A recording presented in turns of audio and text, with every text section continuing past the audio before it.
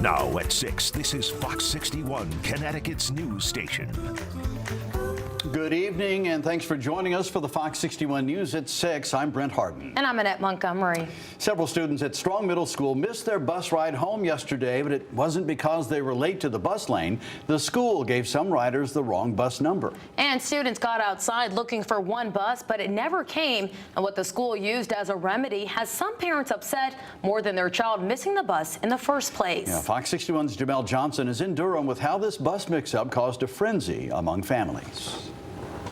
Monday, students at Strong Middle School were mistakenly told the wrong bus number. This caused students who were supposed to ride one bus to miss it entirely. And when the school realized the mix-up, they informed parents that they would have to come to the school to pick them up themselves. This email was sent to Fox 61 by a mother at Strong Middle School. She sent this to the principal of Strong addressing the issue that happened with the buses. In it, she said, when the school announced that bus 16 had arrived, many students, including mine, did not board as they were correctly waiting for the bus they were assigned to. Because of this miscommunication, nearly half the children assigned to bus 15 were left behind. The parent went on to say when she called the school, she was told the bus was already on its route and would not be returning, meaning she and the other parents would need to come and pick their kids up. In another email shared with Fox 61, Principal David Kimball responded to the parent saying, quote, while the announcement made was for bus 15, the number displayed on the screen for all students to see was mistakenly listed as bus 16. This was an error on our part, and we sincerely regret the confusion and inconvenience it caused for you and other families. Once buses are dismissed from the lot, we unfortunately do not have the ability to recall them. We did contact the bus company once we realized the error, but by that time, the bus was too far along its route to return to the school. Kimball says they are reviewing procedures closely to try and reduce the likelihood of errors like this happening again. We reached out to several parents for an interview, but all of them declined to go on camera, only sharing their concerns over the phone and through comments like these on Facebook. Sydney Leggett, superintendent for Region 13 School District, says the school made a mistake and they're currently looking at ways to stop this from happening again. We will just make sure that everyone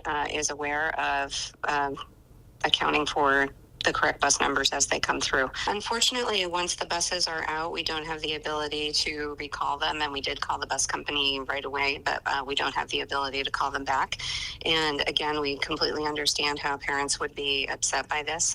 It was an error, and we will make sure that it doesn't happen again. The bus mix-up comes after parents voiced frustrations over long bus ride times home due to traffic congestion at Strong Middle School just a week prior. But Dr. Leggett attributes this and the bus mix-up to the district ironing out the kinks in the first week of school. We're looking carefully at the length of all the bus routes right now because everybody's getting used to a new bus and a new routine.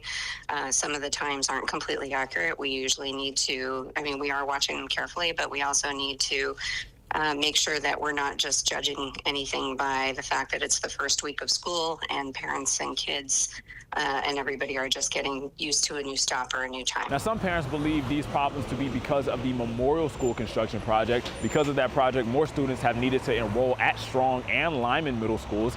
That Memorial School construction project is slated for a 2027 fall completion window. In Durham, Jamel Johnson, Fox 61. All right, Jamel, thank you. A school bus crash in West Haven sent 2 children to the hospital this morning. Police say it happened just after 7 at the intersection of Spring Street and Front Avenue. Investigators tell us the bus was turning left when a car hit the back end of it. One child went to the hospital right away. Another later reported minor injuries. The driver of the car was not hurt. Police are still looking into what caused that crash. And speaking of crashes, this evening we're following a crash on I-91 North in Infield. A car hit a DOT truck in an active construction zone just after 4:30 this morning. Police say the truck was picking up traffic cones when it was hit by a commercial vehicle. We know both vehicles had to be towed and the scene was cleared shortly after 6. One person was sent to the hospital with minor injuries. And police say an 83-year-old Manchester man died after a crash on East Center Street this morning. Officers say his car hit a parked vehicle, then hit another car in traffic. Investigators believe he may have suffered a medical emergency before the crash. Firefighters tried life-saving measures, but he later died at the hospital. Manchester police are still investigating and asking witnesses to call with information. Well, this evening, a motorcyclist is in critical condition after a crash in East Haven. Police say he was speeding down Co Avenue around 3:30 yesterday afternoon when he tried to pass another car. He then slammed into a vehicle turning onto Austin Avenue. That motorcyclist suffered serious head and leg injuries and was taken to Yale New Haven Hospital. The driver of the car was treated for minor injuries, but that crash shut down Co Avenue for hours. At this time, if you have any information that can help with the investigation, contact police. And a Farmington man who was hit by a car back on September 5th is now expected to be okay. Police say the crash happened Friday night on Scott Swamp Road. The 57-year-old from Maine was flown by Lifestar to the hospital in critical condition, but today doctors upgraded him to stable. The driver stayed on scene and is cooperating with police. At this time, investigators are still working to figure out what caused that crash. Well, absenteeism is on the rise in Middletown schools, leaving district leaders searching for answers. But now a new grant is giving staff more tools to connect with families and tackle the challenges keeping kids out of the classroom. Fox 61's Alicia Hercules shows us how this program works and why officials say it could make a real difference. Missing time in school can have negative effects on students, like making long-term learning more difficult. Middletown Public Schools hopes a new grant will help get students back in the classroom. Getting to the root of why that kid doesn't want to come to school, right? I think that's important. A lot of times we lose sight of that because it's a child and we're looking just thinking the adult can solve this. A lot of times the parent doesn't know either. Why aren't students coming to school? Middletown Public Schools are hoping a new grant can help answer that question. The district says they've seen an increase in absenteeism among students. Liz Garcia, a family engagement liaison with the school district, says students may not want to come to school for reasons like financial issues. More than 7.5% of people who live in Middletown and 4.4% of families are below the poverty line. More than 50% of students are eligible for free lunch or reduced priced lunch compared to less than 45% across the state. Garcia says figuring out what's contributing to students missing time in school is their #1 focus. Sitting down, having the right conversations with the child and the parent to just brainstorm on what the issue may be, I think that's where we start. Liaisons are also tasked with making connections with parents and checking in with them regarding their child's attendance. Now, a $10,000 grant from the Liberty Bank Foundation will allow school liaisons to help families in need by providing school supplies or clothing and hopefully get them back in the classroom. You know, a lot of students may think of school as something of a chore.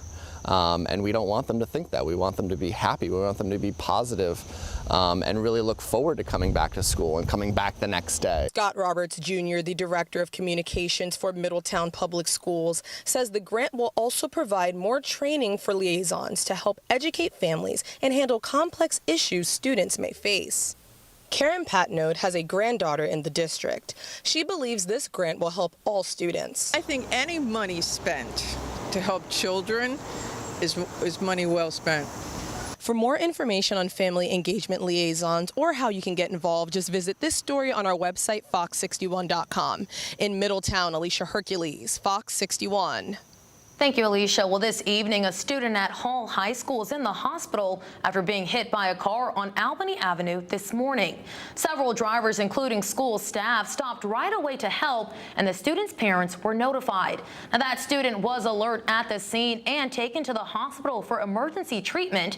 The superintendent says safety is the district's top priority and urges drivers to slow down, as well as pay attention and watch for kids as the school year begins. With their newest exhibit, the New England Civil War Museum is hosting a long overdue reunion for 2 Connecticut soldiers. Fox 61's Victoria Anderson talked to the museum team about the brothers' journey to get back home.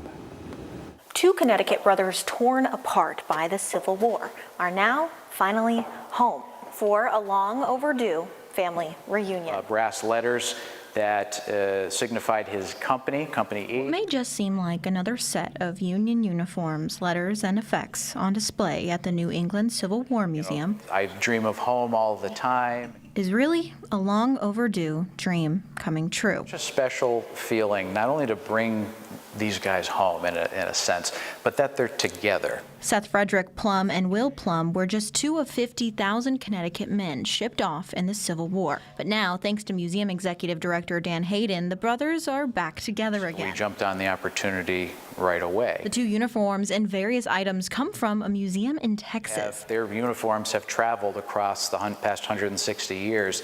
This is the first time the 2 of them are together. The homecoming party charged an $18,000 tab for the museum. Just to be able to bring them together, you can't put a financial value on it. Through a series of letters, Hayden was able to track the brothers through their battles. The exhibit that we have on display represents the last time that they had seen each other.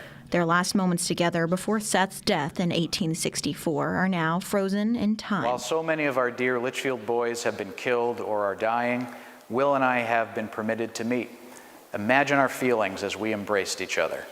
Seth Plum to friends, June 5th, 1864. I have seen Seth and could rejoice that we could meet once more while so many brothers and friends were separated by this cruel war to meet no more on this earth.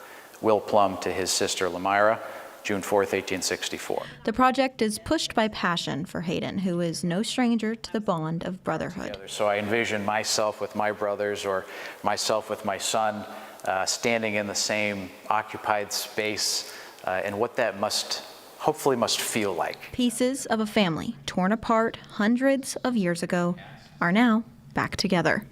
And we will have a link on our website at fox61.com for more information on the exhibit and the museum's hours. Reporting in Rockville, Victoria Anderson, Fox 61.